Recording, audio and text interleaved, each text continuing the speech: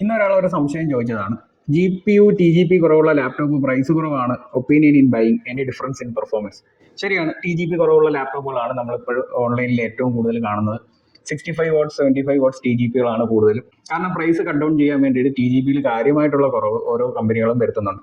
അപ്പോൾ ഇതുമൂലം എന്ത് പെർഫോമൻസ് ഡിഫറൻസ് ഉണ്ടാവും എന്നൊന്ന് അനലൈസ് ചെയ്ത് നോക്കിക്കഴിഞ്ഞാൽ, നമ്മൾ ഒരു RTX 4060 ആണ് നമ്മൾ ഉപയോഗിച്ചിരിക്കുന്ന കാർഡ്. നോർമലി 125 വാട്ട്സ് വരെ TGP ഉപയോഗിക്കുന്ന ഒരു കാർഡാണ്, ടോട്ടൽ ഗ്രാഫിക്സ് പവർ.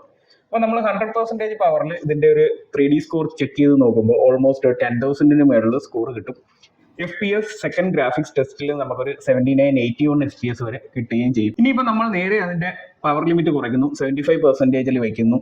നേരെ ഗ്രാഫിക്സ് സ്കോറിലും ഡ്രോപ്പ് ഉണ്ട്. 9400 ബിലോ ആ സ്കോർ ഡ്രോപ്പായി.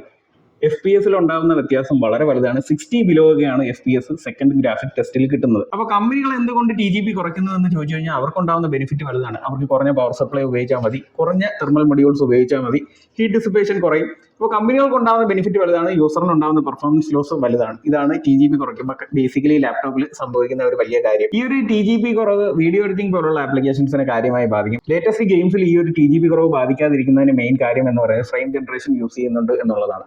വിത്തൗട്ട് DLSS അല്ലെന്നുണ്ടെങ്കിൽ FSR നിങ്ങൾക്ക് വളരെയധികം ഫ്രെയിം ഡ്രോപ്പുകൾ ഉണ്ടാവും.